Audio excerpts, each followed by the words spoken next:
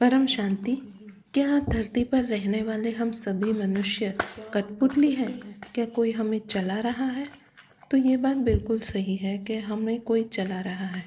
सूक्ष्म जगत में बैठे हुए हमारे जो मार्गदर्शक है या हमारे रचयिता है, वो हमें चला रहे हैं, लेकिन हम उनके कंट्रोल में नहीं हैं।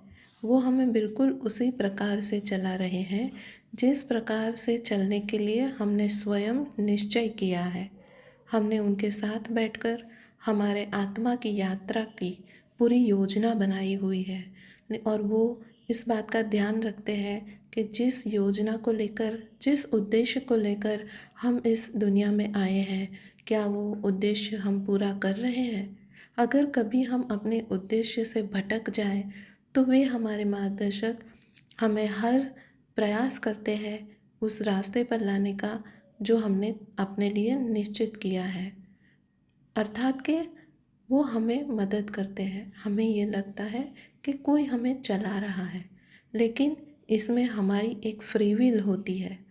जैसे कि अगर जीवन में कभी कोई निर्णय लेना हो, तो हमने अपनी आत्मा की योजना में हमेशा ये निश्चय किया है कि मैं इस विश्व के लिए कुछ अच्छा करना चाहूँगी।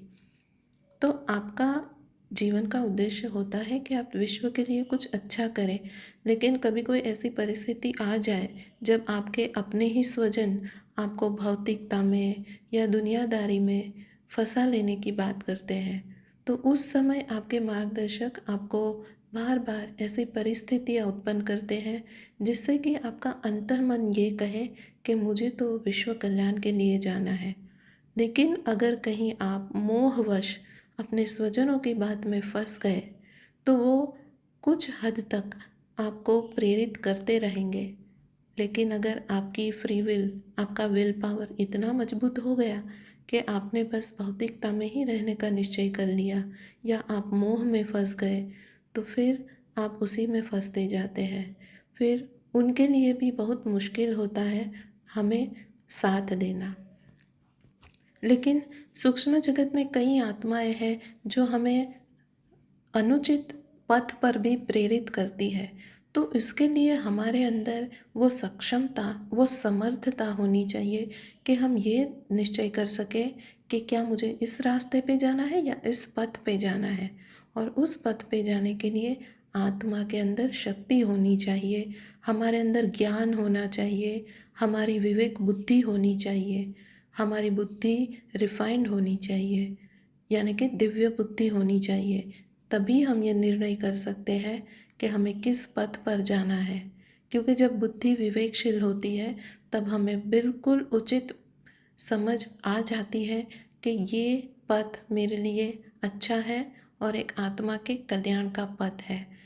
क्योंकि भौतिकता में हम जितने भी डूबते जाएंगे, हमारी आत्मा की शक्ति उतनी ही खर्च होती जाएगी और एक दिन ऐसा समय आएगा जब हमारी आत्मा की शक्ति बिल्कुल ही नष्ट हो जाएगी।